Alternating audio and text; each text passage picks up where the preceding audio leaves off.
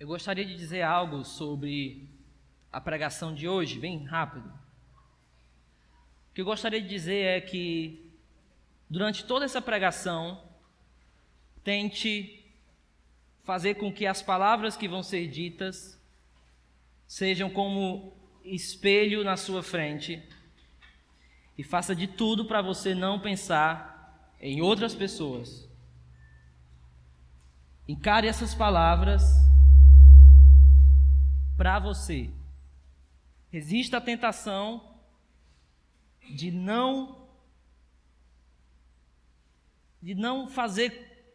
deixar que a palavra ela entre no seu coração e mexa em coisas que precisam ser mexidas. Para isso, abra sua Bíblia em Marcos, capítulo 14. Nós estamos iniciando a série de 1 de Pedro.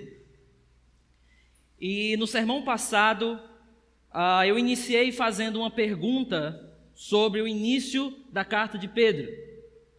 E a única coisa que eu li no sermão domingo passado, foi Pedro, apóstolo de Jesus Cristo.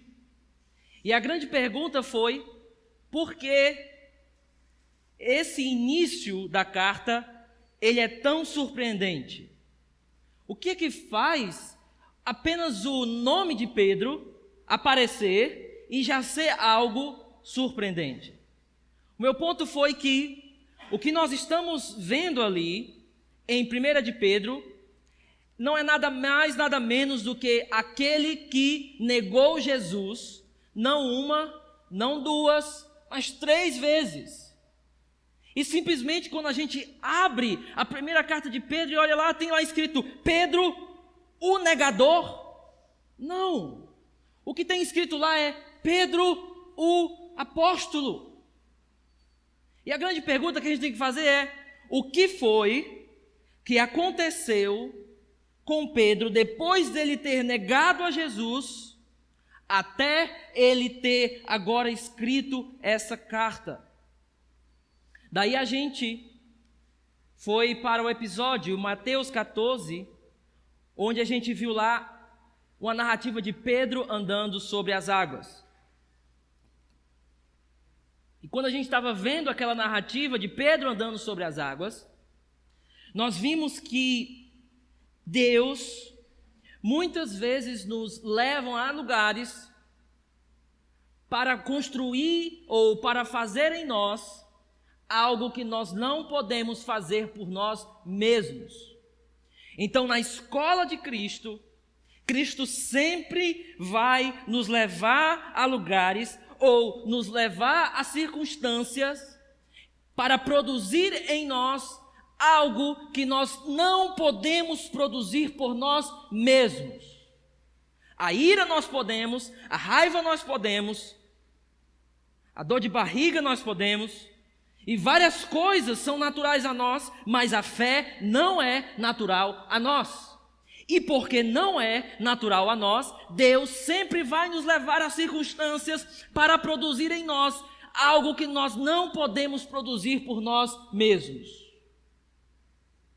Por quê? Porque nós estamos na escola de Cristo. Nós estamos no discipulado de Cristo.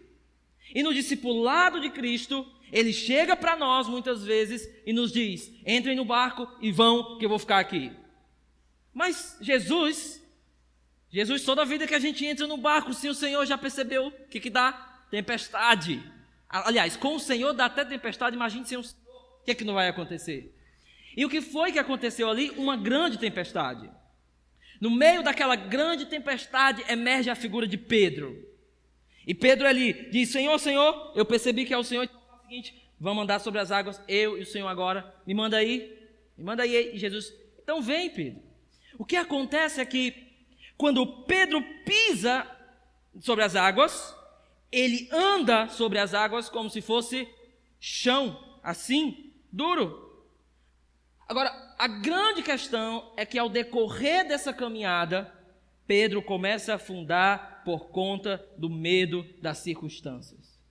por conta do medo dos ventos. Ele tira o seu olhar de Jesus e Jesus, naquela hora, o que é que Jesus faz? Jesus permite que Pedro comece a afundar. Por quê? Porque quando Jesus permite que Pedro comece a afundar, o que acontece? O olhar de Pedro é redirecionado para Jesus. E o que nós aprendemos então é que Deus, Jesus, presta atenção aqui, muitas vezes Ele nos permite naufragar para reorientar a nossa visão a Ele. Por quê? Mais uma vez, para produzir em nós algo que nós não podemos produzir por nós mesmos. Hoje nós vamos ver um outro episódio da vida de Pedro. Esse episódio é o episódio de uma queda moral. Eu tive muita dificuldade para encontrar um título para essa mensagem. O primeiro título que eu pensei foi A Autópsia de um Não Super-Herói. Assim, às vezes vai ficar muito épico, parece filme da Marvel. Então eu perguntei à minha esposa, a desenvolvedora de títulos comigo, e quando pegou Triunfo da Graça, ficou. Mas por que eu tive dificuldade de fazer esse título? Porque nós vamos tratar de um episódio de uma queda moral, e isso é um grande alerta para nós. Nós sabemos que nós estamos na escola de Cristo, e é por isso que muitas coisas que nós vamos ver hoje é o caminho para o fracasso. Vamos ler o texto, depois eu falo. Marcos 14, versículo 27. Como a gente está fazendo um sermão bibliográfico, significa que eu estou dando atenção à vida de Pedro e não basicamente à exposição verso a verso.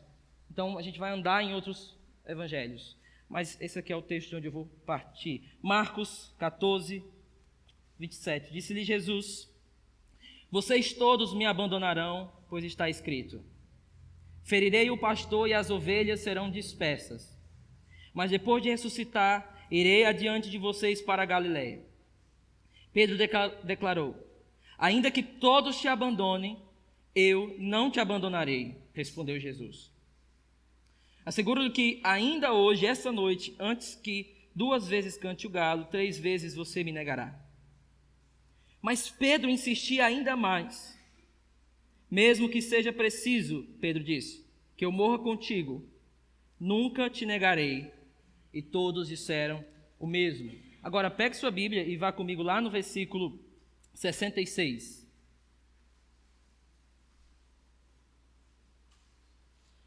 Estando Pedro embaixo no pátio, uma das criadas do sumo sacerdote passou por ali, vendo Pedro a aquecer-se, olhou bem para ele e disse: você também estava com Jesus, o Nazareno. Contudo, ele o negou, dizendo: não o conheço, nem sei do que você está falando. E saiu para o alpendre. Quando a criada o viu lá, disse novamente aos que estavam por perto: esse aí é um deles. De novo ele negou. Pouco tempo depois, os que estavam sentados ali perto disseram a Pedro: certamente você é um deles, você é galileu. Ele começou a se amaldiçoar e a jurar: não conheço o homem de quem vocês estão falando. 72. E logo o galo cantou pela segunda vez. Então Pedro se lembrou da palavra que Jesus lhe tinha dito: antes que 2 vezes cante o galo, você me negará 3 vezes. E se pôs a chorar. Vamos orar, irmãos, baixe sua cabeça. Meu Deus, essa pregação ela não é fácil de pregar. Não porque o texto seja difícil, apesar das complicações, mas é por conta que esse tipo de sermão é uma luta contigo. Assim como Jacó saiu ferido, que esse sermão, tanto para o pregador como aqueles que escutam, possa ser uma ferida vinda de ti. Porque feridas que vêm de ti servem para nos sarar, Senhor. Meu Deus, nós vemos aqui uma queda moral. Nos ajuda a perceber, Senhor, isso em nossas vidas nessa noite. Em nome de Jesus. Amém. Eu comecei o sermão passado dizendo que existe coisas em nós que são naturais, mas que por outro lado existe coisas que não são naturais a nós, ok? Fé não é natural a nós, mas existem coisas que são naturais a nós. A grande questão é que se a fé não é natural a nós, existe algo contrário a isso que é natural a nós. E o que é isso? Então deixa eu lhe dizer uma coisa aqui. Todos nós aqui, nessa igreja, corremos um grave e grande perigo. E eu gostaria de dizer para você que perigo é esse que todos nós temos que enfrentar. Lá vai, escutando? Todos nós temos uma síndrome de super-herói. Oi? Todos nós temos uma síndrome de que de uma forma ou outra nós podemos voar. No sentido metafórico, obviamente. O que significa isso? Todos nós pensamos que somos mais fortes do que realmente somos. Todos nós pensamos que somos mais sábios do que realmente somos. Por quê? Porque essa é a síndrome do super-herói. Achar que ele é mais forte do que os outros. Agora, isso é natural a nós. O que é natural a nós, pastor? A autoconfiança. Então, qual é o perigo que todos nós enfrentamos como cristãos? Não é o perigo do ateísmo. O perigo que nós mais enfrentamos como cristãos é tirar o núcleo do evangelho do lugar. Eu preciso de Jesus é o núcleo do evangelho. Aliás, o meu resumo do sermão passado, ele possui 22 letras, 6 palavras e uma frase. Jesus é tudo que eu preciso. Esse é o centro do evangelho. Agora, nós corremos um sério perigo de tirar esse centro e colocar no centro o evangelho da autossatisfação, o evangelho do eu ali no centro. Agora, deixa eu ir mais profundo aqui para ir para o texto. Se a autoconfiança é natural a nós, nós corremos um sério risco. Por quê? Porque a autoconfiança, a raiz dela é o orgulho. E todas as vezes que nós vivemos nessa autoconfiança com orgulho, nós começamos o nosso caminho para a queda. Nós começamos a caminhar para cair em coisas terríveis. E foi assim que aconteceu com Pedro. E o que eu gostaria de deixar para você hoje é pouco. Eu gostaria que você gravasse isso no seu coração de alguma forma. Todos os líderes que estão me escutando aqui da igreja, pequenos grupos que irão ter, líderes de jovens, líderes de ministério de música, todos, por favor, não perca sua atenção durante essa pregação. Pais, esposas, o que eu quero falar sobre o triunfo da graça é, antes de tudo, sobre o que a graça triunfou. E ao mesmo tempo, essa história que nós vamos ler, ela vai nos descrever, ponto a ponto, como acontece uma queda moral. Vamos começar então, olhando algo aqui na vida de Pedro. Aonde é que começa toda a história? Quando nós lemos em Lucas 22, 31, Lucas ele vai narrar a negação de Pedro. Lucas tem outros propósitos. Nós vimos toda a estrutura do evangelho de Mateus e nós vimos que Mateus ele tem um propósito em demonstrar a sua narrativa, Marcos tem outro, João tem outro. Mas hoje nós vamos estar de olho como eles colocaram a narrativa de Pedro, da negação de Pedro aqui. E tudo começa assim, diz o texto: disse também o Senhor: Simão, Simão, eis que Satanás os pediu para vos cirandar como trigo.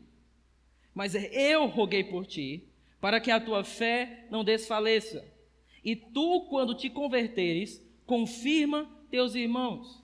E ele lhe disse: Senhor, estou pronto a ir contigo até a prisão e a morte. O que está acontecendo aqui? Jesus junta os discípulos, eles estão ali todos juntos.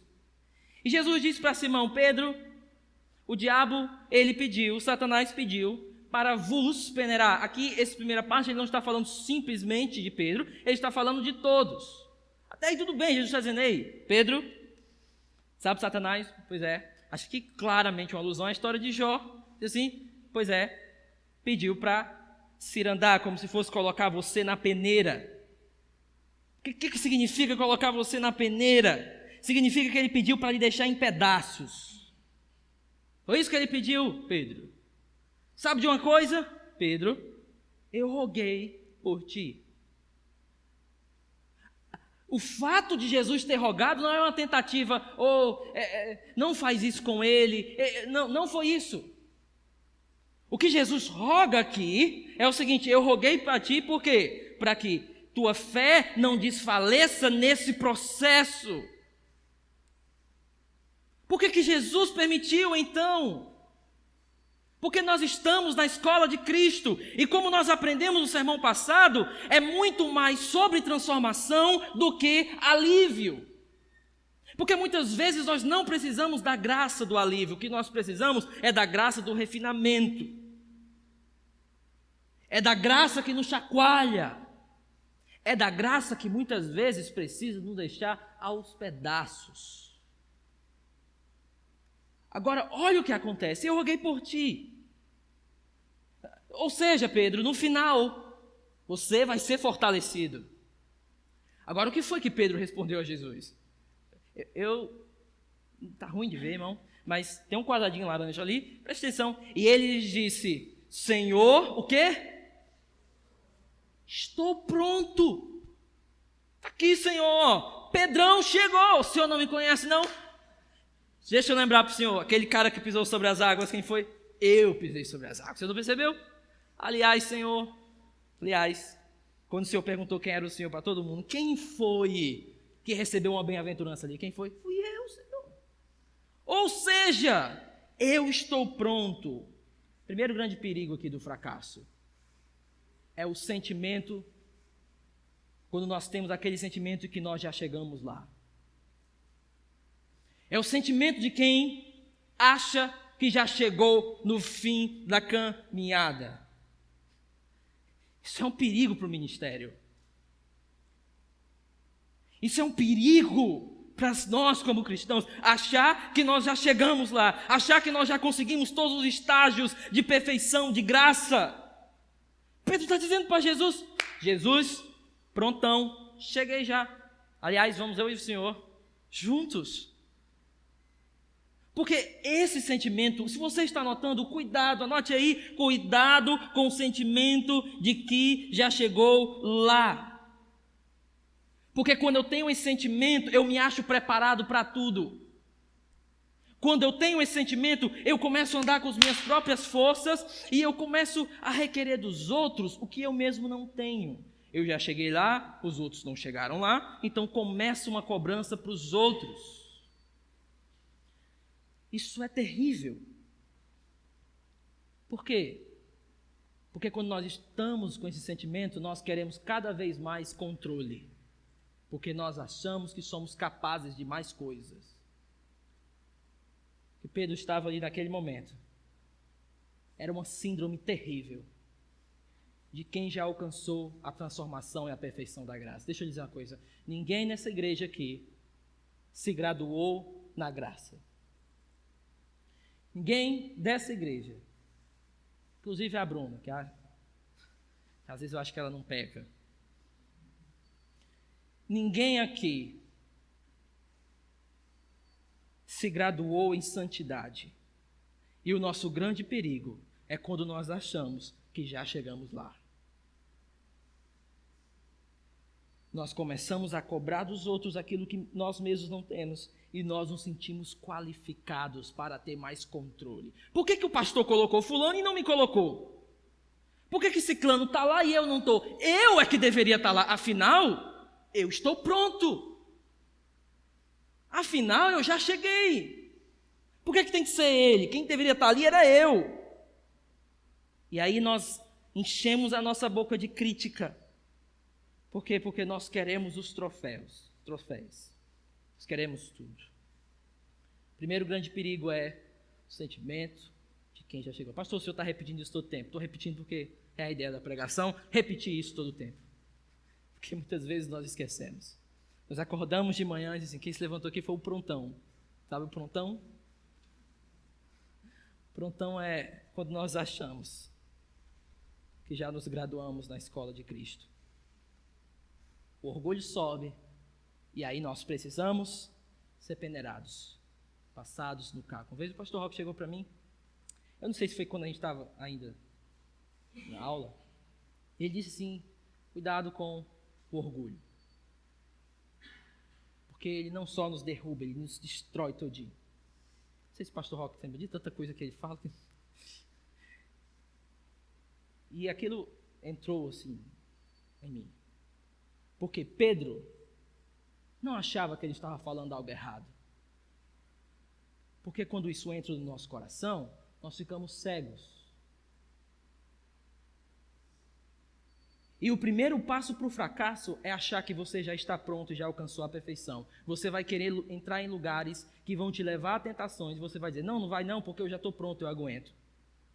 Você vai se colocar em certas situações que exigiria de você vigilância e você não vai tomar vigilância porque você acha que já está pronto. Você vai tomar certas atitudes na sua vida achando que você já está pronto para tudo, enquanto você ainda não está, porque você não é graduado na escola de Cristo. Existe um outro aqui. O papo não para por aqui, não. Olha o que acontece. Espera aí, só um minuto, irmão. Disse-lhe Jesus, vocês todos me abandonarão, ok? Laranja, ó. Tem um laranja aqui. Pois está escrito. Zacarias 13:7. Jesus cita uma alusão direta, um texto muito difícil em Zacarias, mas dá uma ideia do próprio Deus ferindo o seu pastor, uma ideia de profetas, para poder afligir o seu povo, assim afligindo o povo, eles voltarem. Uma ideia de restauração no final do capítulo 14 de Zacarias. Mas olha o que acontece aqui, não é meu ponto, olha aqui.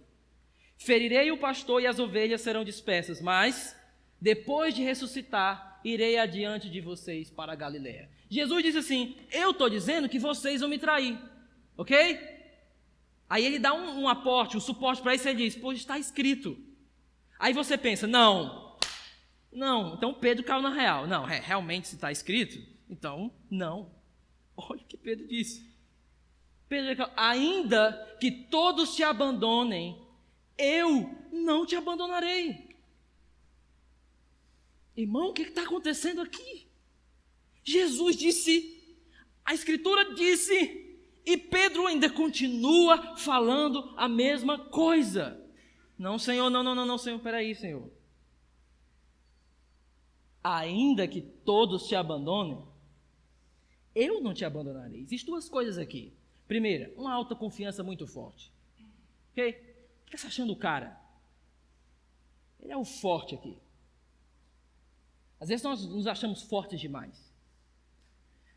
Às vezes nós nos disfarçamos a nossa força e a gente diz assim, muitas vezes, não, rapaz, eu não sou isso tudo, não. Cara. E o coração fervendo. O advogado que tem lá dentro, que a gente precisa queimar todo dia ele diz, não, você é o cara. Porque a ideia de humildade não é tanto o seu vocabulário, a ideia de humildade é mais o seu coração.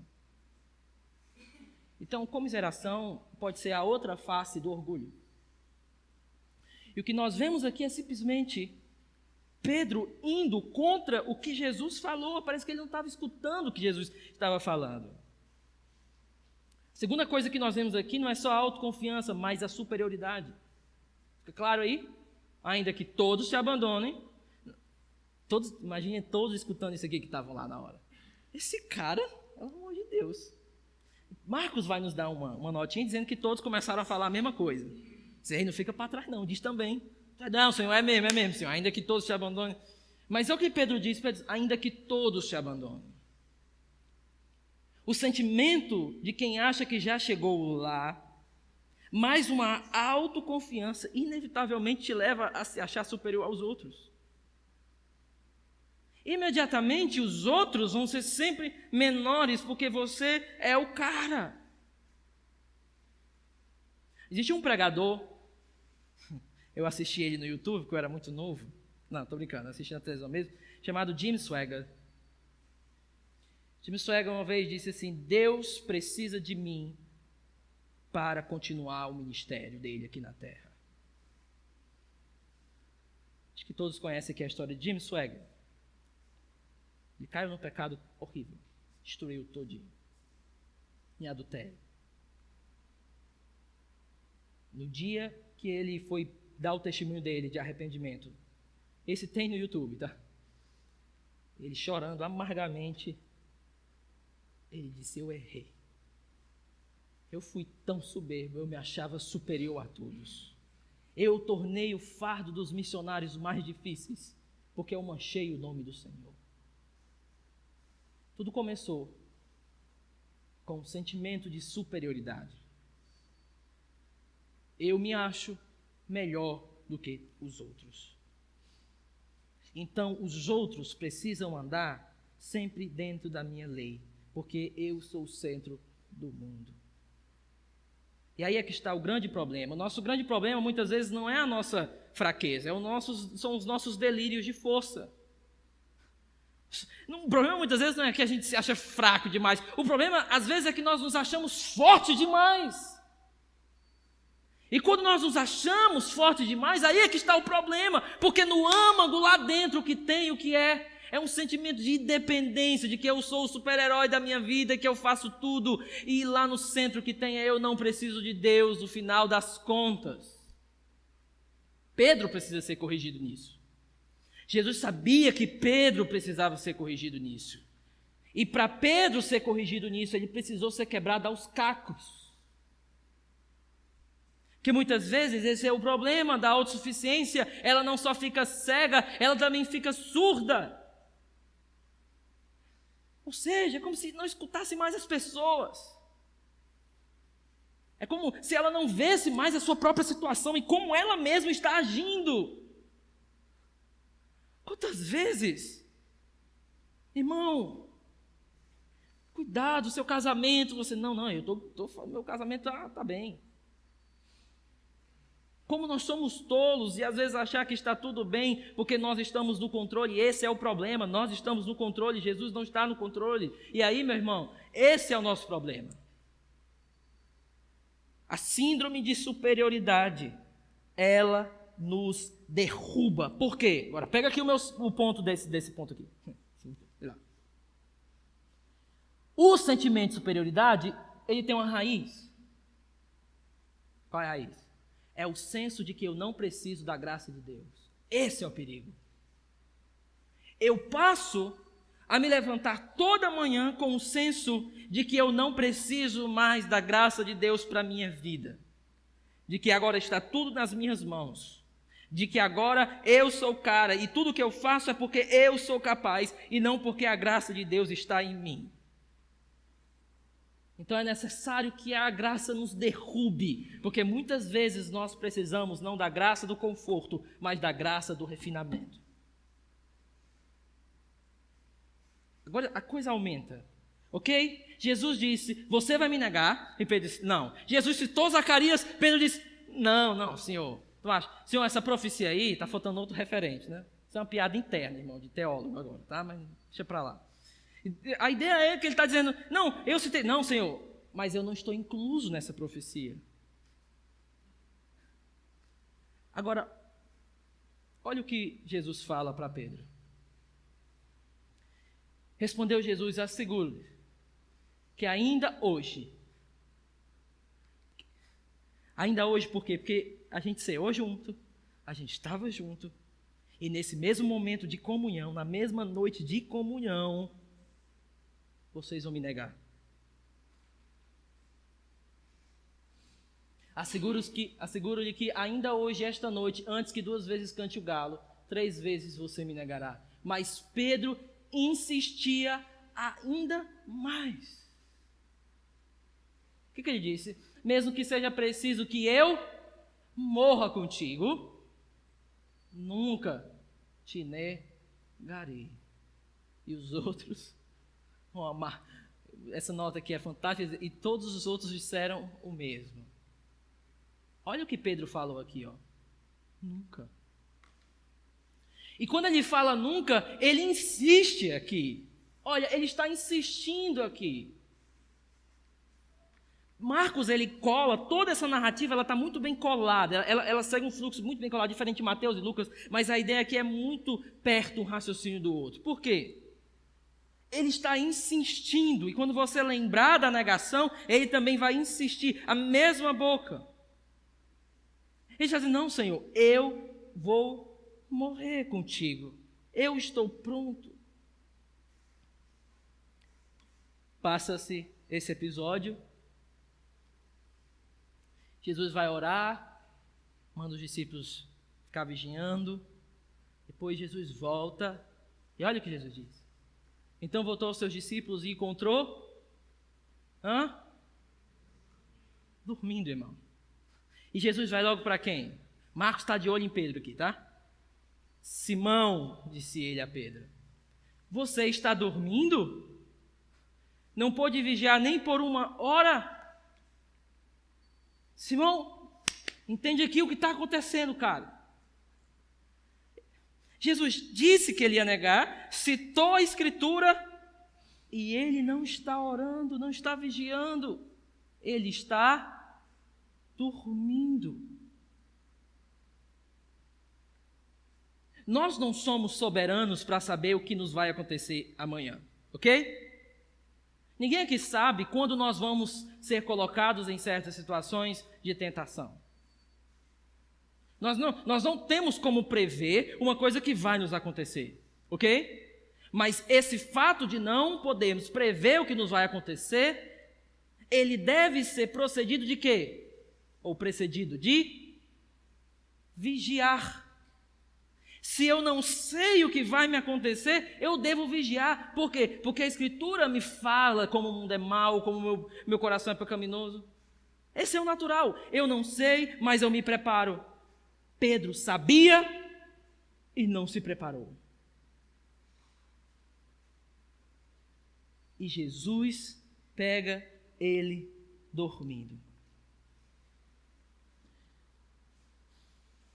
Por que nós não nos preparamos? Porque muitas vezes nós achamos que nós não precisamos de preparo. Muitas vezes nós achamos que nós somos mais fortes do que realmente somos. Se você é filho, olha, escute bem os seus pais, tá? Minha mãe, figura, ela sempre dizia que todas as coisas eram do demônio. Tirando essa parte, ela sempre dizia assim, olha meu filho, você vai dormir? Vai, ore. Só que esse ore dela, tem duas formas de você dizer, você diz, meu filho, ore. Não, ela diz assim, ore, pronto. Ali eu já, não, vou dormir, vou ter pesadelo, o demônio vai vir na minha cabeça. Não, toda a vida que ela passava, já orou, aí, que negócio. E eu nunca entendia por quê. Nunca. E teve certos momentos depois de grande, toda a vida que eu ia dormir, aí eu deitava, aí ficava aquela voz, já orou? Aquele negócio assim, tipo lave a louça que ela fala, é a mesma voz do lave a louça, tá? Ou enche as águas da geladeira. Já orou? Isso foi construindo em meu coração o senso e a necessidade de que eu preciso orar. Porque oração não é coisa para forte. Oração é coisa para quem é fraco. O nosso problema é que nós não oramos, porque lá no fundo muitas vezes nós pensamos que nós não precisamos. E isso, escute, é o sinal do fracasso. Quando nós deixamos a nossa intimidade com Deus, quando o nosso ministério fica automático, quando as nossas pregações ficam automáticas, quando a igreja ela fica uma coisa simplesmente empresa, o sinal do fracasso está chegando. Mas nós estamos falando da escola de Cristo. Nessa escola, às vezes temos que ser totalmente quebrados. Agora vamos ver o que acontece. Acontece que levam Jesus, chegam todo mundo, você sabe a história de João, principalmente. O que acontece ali é que Judas vem dar um beijo em Jesus como um sinal, ele é o traidor. Pedro, não satisfeito, ele tira a espada dele, ele corta a orelha do soldado e Jesus diz o quê? Pedro, guarda a espada. Guarda a espada, tá, irmão? Não jogue fora. Existe uma coisa aí. Mas ele diz, guarda isso. Então, o que acontece é que levam Jesus. Quando levam Jesus, está escrito que levaram Jesus ao sumo sacerdote, e então se reuniram todos os chefes dos sacerdotes, os líderes religiosos e os mestres da lei. Pedro o seguiu de longe, olha a audácia dele. Tá. Até ele disse, não, Senhor, eu vou. Aqui dá a ideia de que ele está indo, né? Só que Marcos não deixa a coisa ficar de qualquer jeito, de longe. A audácia de Pedro, escute isso, a audácia de Pedro leva Pedro para a zona de tentação. Ele é audacioso. Nós temos que amar Pedro, gente. Como eu disse no sermão passado, quem que iria naquela tempestade pisar sobre as águas, hein? Tu é doido, eu não sei nem nadar direito, irmão. Imagina andar. Não, Pedro teve coisas que Pedro fez ali que nós, no meio da tempestade, não, mas Pedro não. O problema é que essa fé e esse amor de discipulado, ela está misturada com a imaturidade, misturada com a audácia sem sabedoria. E aqui é que nós devemos observar, ele vinha seguido de longe e ele vai ao pátio do sumo sacerdote. Sentando-se ali com os guardas, esquentava-se junto ao fogo. João nos diz que Pedro conseguiu entrar por conta dele. Senão, sem João, ele não poderia entrar. Poderia entrar quem trabalhasse ou tivesse algum vínculo ali. Eu estou pulando muitos detalhes, irmãos, porque eu vou deixar para quando alguém for pregar o texto mesmo, expondo. Mas ele senta aqui junto ao fogo. Isso é significativo em João, porque o Evangelho de João só cita uma fogueira 2 vezes, ok? E uma delas é justamente aqui, e a outra é quando Jesus se encontra com Pedro no final, quando eles estão pescando. Mas observe aqui, guarda, esquentava-se junto ao fogo. Agora, Marcos, ele liga a tentação, liga o julgamento de Jesus, ok? Ao julgamento de Pedro. Ao link entre ele quer que você compare como Pedro agiu e como Jesus agiu. Olha o que ele diz. Então alguns começaram a cuspir nele, vendaram-lhe os olhos e dando-lhes murros dizia, profetize. E os guardas o levaram dando-lhes tapas para a casa de Anás e Caifás. Estando Pedro embaixo no pátio, uma das criadas do sumo sacerdote passou por ali. Aqui uma criada ou uma criança pequena ou alguém que ficava fiscalizando a porta de alguma forma. Ele diz, e vendo a Pedro que estava aquentando, olhou para ele e disse, tu também estavas com Jesus, o Nazareno. Ela olha, a criancinha, nós não estamos falando aqui de Pilatos, nós não estamos falando aqui de qualquer outro, ou Anás, ou Caifás, não, nós estamos falando de uma criancinha, ou uma criança, uma criada, que chega para Pedro. E aí começa todo o clímax da história. O clímax da história aí, ele é levado com a quantidade de personagens. Uma criança, depois de novo ela na frente dos outros, e depois todos os outros. Mas aqui, o que acontece é que Pedro, ele escuta só um meninozinho dizendo, tu também estavas com Jesus, o Nazareno. Contudo, ele o negou, dizendo, não conheço, nem sei do que você está falando. E saiu para o alpendre. Deixa eu dizer uma coisa aqui.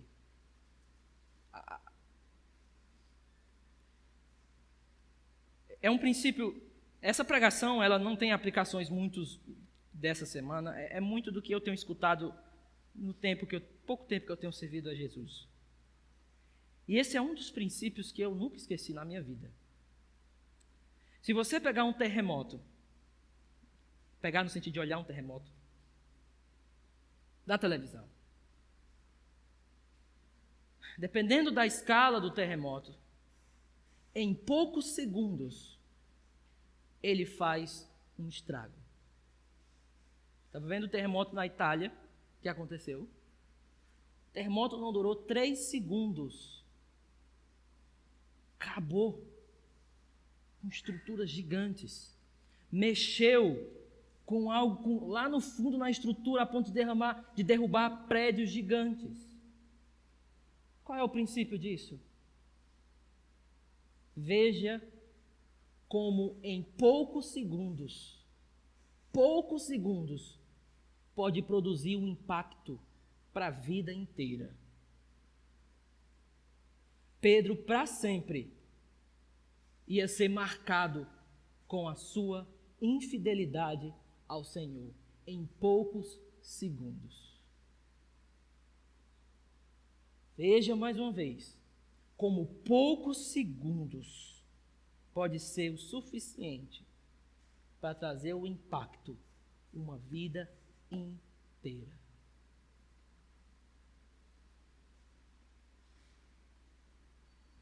Isso mexe com a minha cabeça. Isso mexe. Porque Pedro não precisou de muitos minutos. Aí, todo o Pedrão que andou sobre as águas desaba. Todo o Pedrão que disse aquelas coisas todas desaba. Poucos segundos pode produzir um impacto para a vida inteira. A gente vai voltar nisso já já. Agora, existe outra coisa aqui. Existe uma natureza enganosa do pecado. É algo nosso isso. Uma pessoa que está mentindo, ela não acha naquele momento que é ruim a mentira. O que ela quer é se safar daquilo. Uma pessoa que está sonegando o seu imposto, ela não está sonegando isso simplesmente achando que é errado, mas ela está achando bom porque ela tem mais dinheiro agora para gastar com seus prazeres. Existe uma natureza enganosa do pecado que muitas vezes ela se demonstra para nós como se fosse algo agradável. Para Pedro, a única coisa que ele queria aqui era escapar daquele momento. É tanto que a Bíblia diz que ele fugiu. Aí o alpendre é uma palavra antiga, na verdade parece que ele foi rumo ao pátio para ficar entre as sombras. É como se ele dissesse assim, não, eu não vou sair, mas eu vou ficar aqui nas sombras. Agora, olha o que acontece logo depois. Quando a criada o viu lá, disse novamente aos que estavam por perto: esse aí é um deles. De novo ele negou. Pouco tempo depois, os que estavam sentados ali perto disseram a Pedro: certamente você é um deles. Você é galileu. Pegaram Pedro agora. Sabe? A gente uma vez estava viajando para a Bolívia. Aí de longe eu escuto um caba falando alto. Ora não, cearense, dizendo macho, dizendo mar. Tudo mais. Lá em Bangkok, do nada, assim, esse aí é cearense. Cara, lá no hotel, o chinesinho, tudo calado, comendo os arrozinhos, o cara gritando: é comida ruim essa aqui. Ninguém entendia mesmo, né? Eu assim, meu Deus, cearense mesmo. Aí depois ele vai pra mim e chega assim: tu é cearense, né? Não, faz aqui. Aí eu peguei logo na cabeça: não vem não. Não, que tem a cabeça grande e tal. Não é possível. Eu te conheci também, que tu era brasileiro, falando alto. Era pastor, ele, lá de Pernambuco, se eu não me engano, figura. E eu pensava que ele era muçulmano.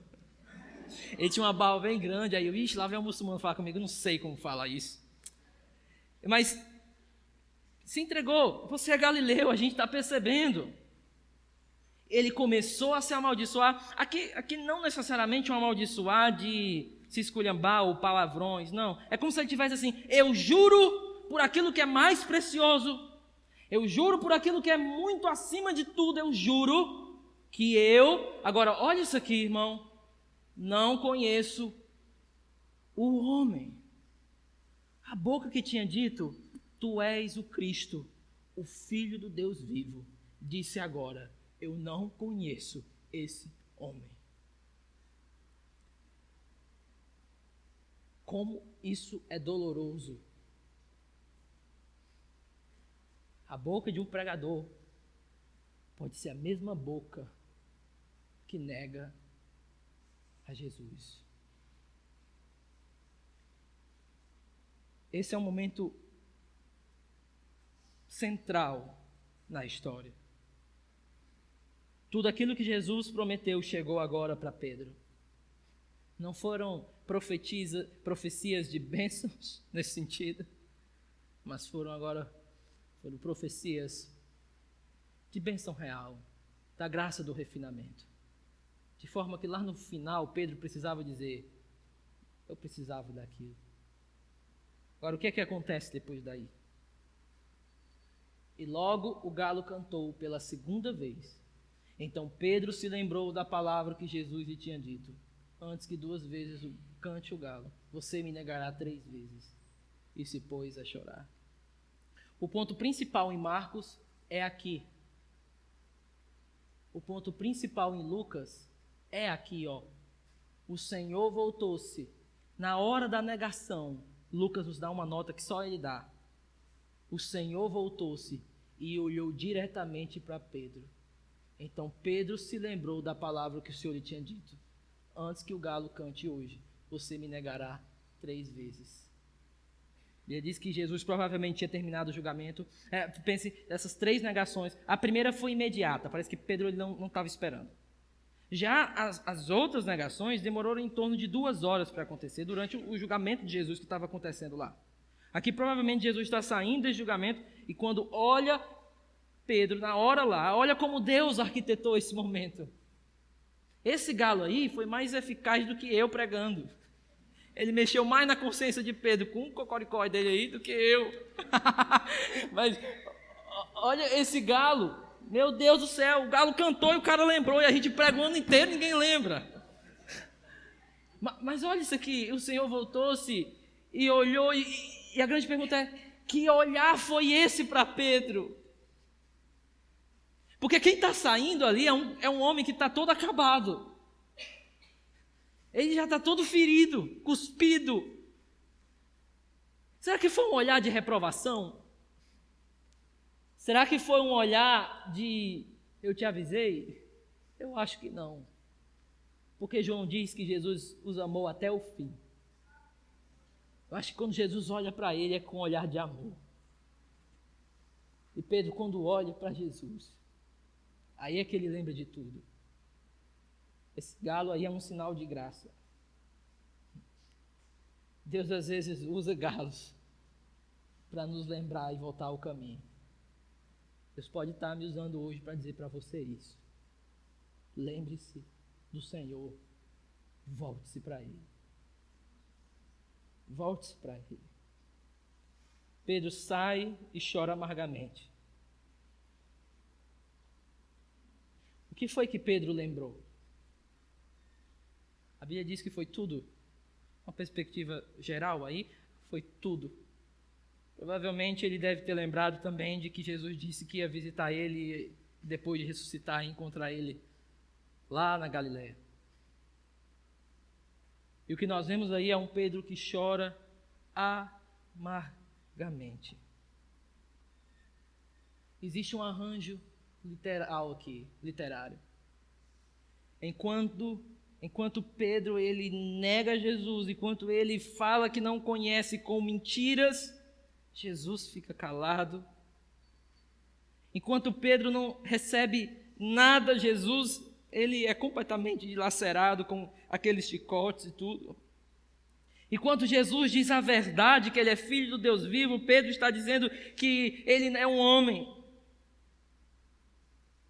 O que esse texto está me dizendo é o seguinte: Pedro, sou eu e você, porque o único que permanece firme sempre é Jesus.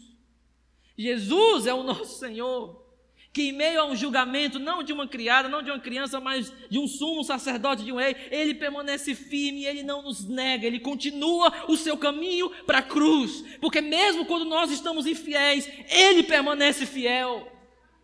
E essa é a graça que nós temos. E isso é o coração do Evangelho. Eu e você somos fracassados, mas nosso Jesus, Ele é o nosso grande Senhor perfeito, que não nos abandona, que continua o seu caminho. Agora, eu saí do meu esboço todinho. Enfim. Ok. Agora, vamos para frente. Lá na frente, Jesus ressuscita.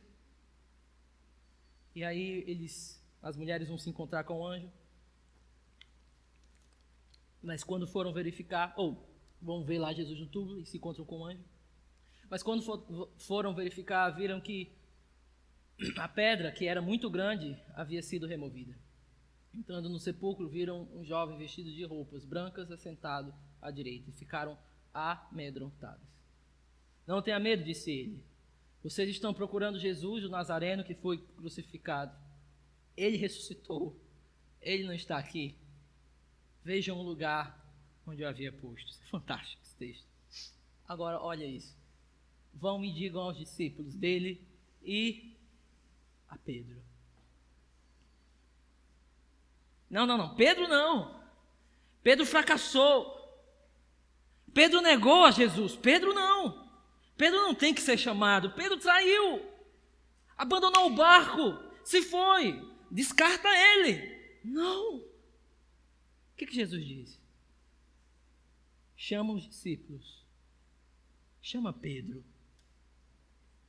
Ele não está fora do jogo, não. Ele não é descartável, não.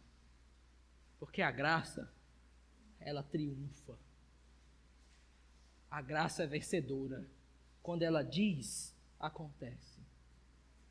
E aqui é fantástico, aqui acontece algo. Vamos agora para João, capítulo 21. Como eu gostaria de ver esse texto sendo pregado pelo pastor Roque, então eu não vou entrar muito. Tem textos que você olha assim, rapaz, aquele pregador lá. Ok, 21.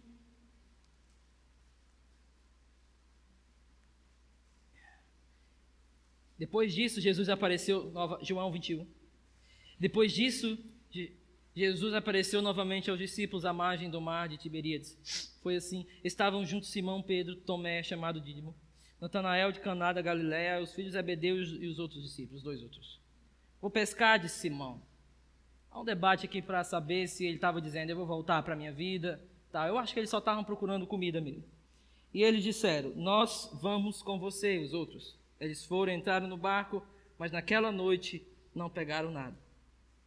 Ao amanhecer, vocês são amanhecerzinho, sem nada, sem comer nada dali. Jesus estava na praia, mas os discípulos não o reconheceram. Ele lhes perguntou, filhos, vocês têm algo para comer?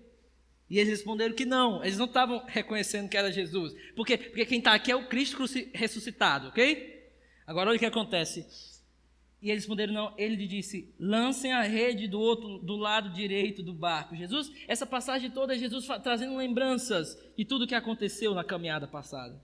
E eles lançaram e não conseguiam recolher a rede, tal era a quantidade de peixes. O discípulo a quem Jesus amava, João se diz assim, disse a Pedro, é o Senhor. Agora o que acontece? Simão Pedro, ouvindo dizer isso, vestiu a capa, pois havia tirado, e lançou-se no mar. Pedro não esperou o barco, não. O negócio de barco é muito devagar. Se é ele, eu quero logo encontrar com ele. Olha o que ele diz. Os outros discípulos vieram no barco, arrastando a rede cheia de peixes, pois estavam apenas a cerca de 90 metros da praia. Quando desembarcaram, viram ali uma fogueira, peixes sobre a brasa e um pouco de pão. Disse-lhe Jesus, traga alguns dos peixes que acabaram de pescar. Simão Pedro entrou no barco e arrastou a rede para o mar.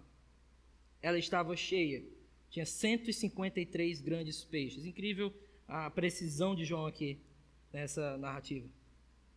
Embora houvesse tantos peixes, a rede não se rompeu. Jesus disse, venham comer. Nenhum dos discípulos tinha coragem de perguntar, quem és tu? Estavam com medo assim. Sabiam que era o Senhor, mas não tinham coragem. Também, né? Enfim.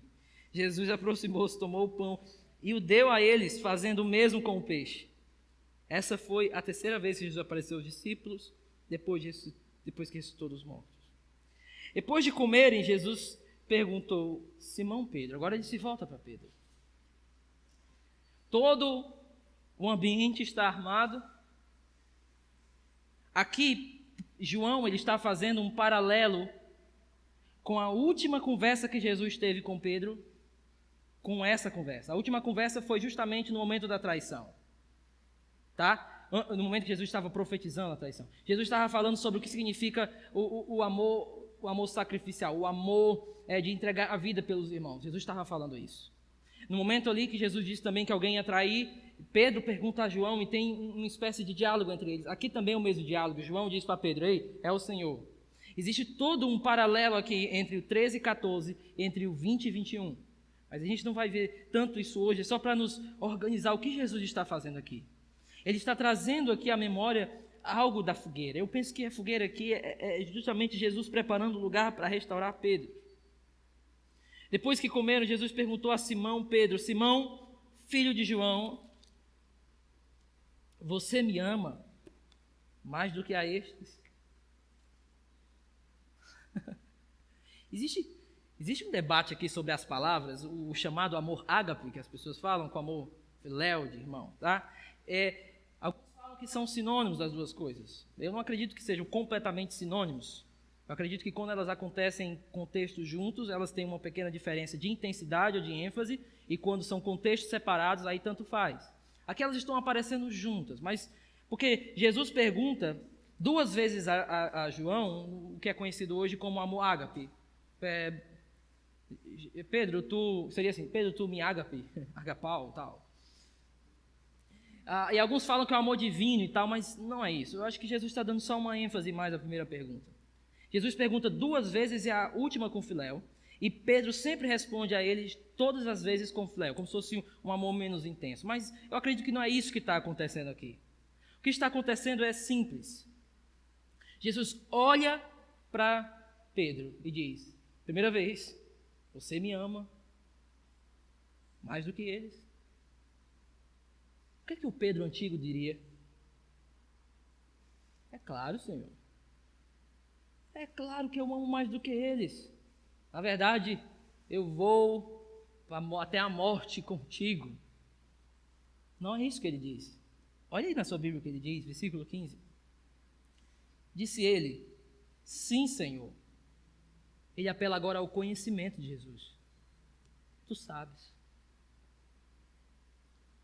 Tu sabes que te amo. Disse Jesus: cuida dos meus cordeiros. Novamente Jesus disse: Simão, filho de João, você me ama? Ele respondeu: sim, Senhor. Tu sabes que te amo. Disse-lhe Jesus de forma mais enfática, mais explicada para Pedro: pastorei as minhas ovelhas. Pela terceira vez ele disse: Simão, filho de João, você me ama? E aí Pedro ficou magoado por Jesus de ter perguntado pela terceira vez: você me ama? E ele disse: Senhor, tu sabes de todas as coisas e sabes que te amo. Pedro tinha fracassado, sim. Pedro tinha caído, sim. E para cada vez que ele negou a Jesus, Jesus está aqui dando a oportunidade para ele reafirmar o amor dele por Jesus. Não como se Pedro fosse perfeito, mas é como se ele estivesse dizendo assim: Senhor, sou um fracasso, mas eu te amo.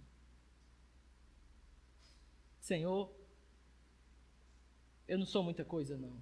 Aliás, tu sabes. Primeira vez ele não estava nem aí para o conhecimento de Jesus futuro.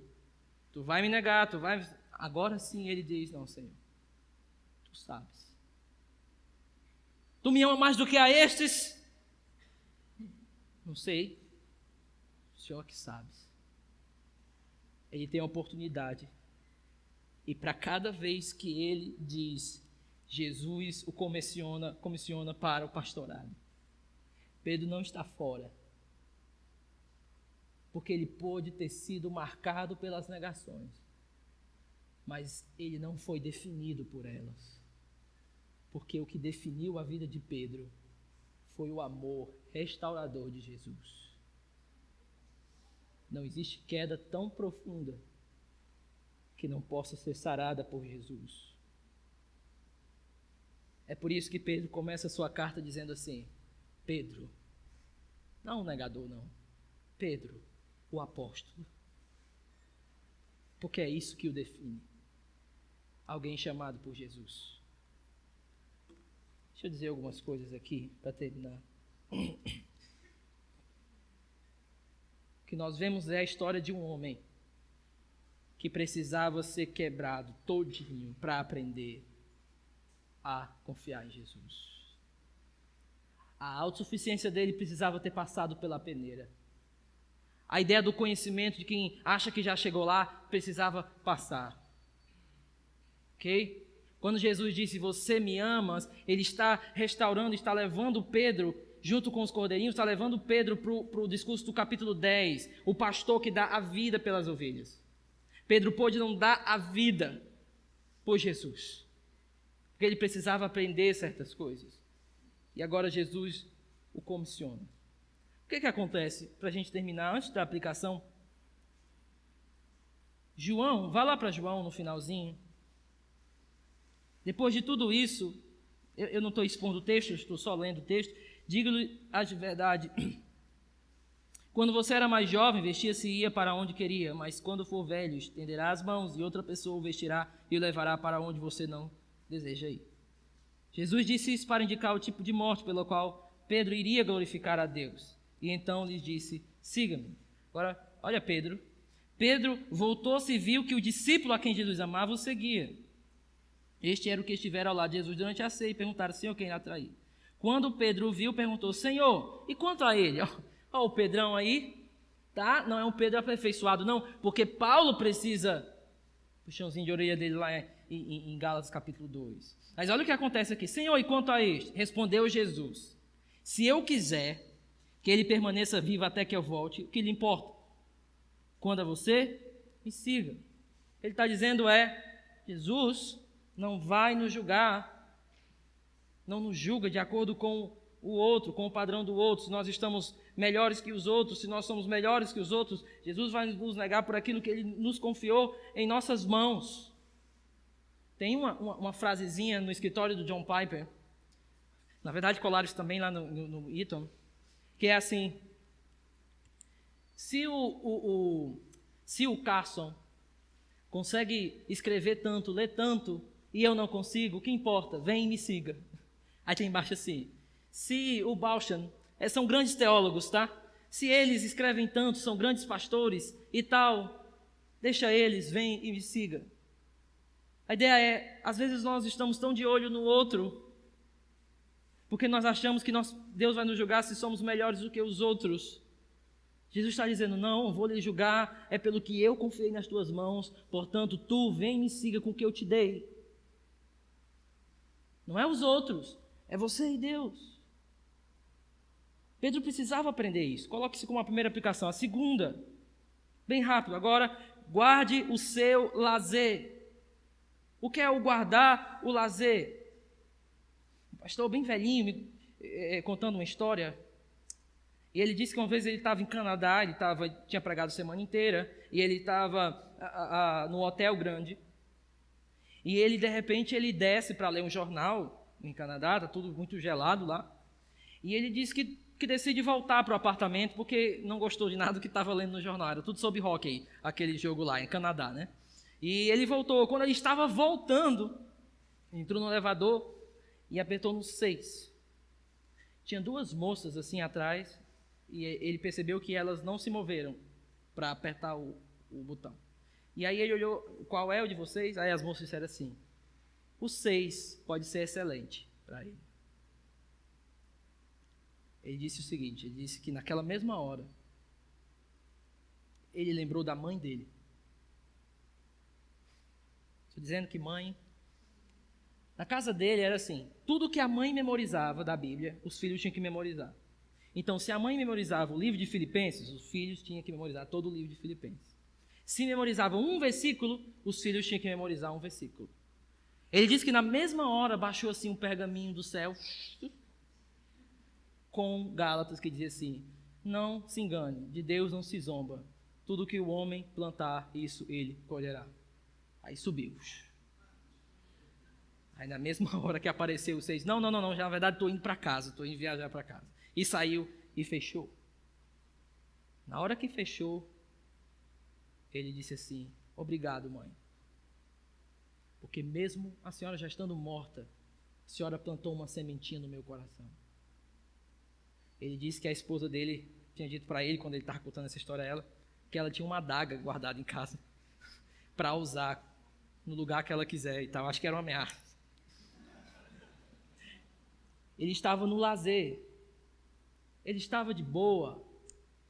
Eu tenho muito medo depois que eu prego uma conferência, algo assim em seguida. Segunda-feira. Terrível a segunda-feira. E naquela mesma hora ele lembrou: meus irmãos, cuidado com o lazer. No momento mais tranquilo, são os momentos onde Satanás vai se aproveitar, onde as tentações vão aparecer.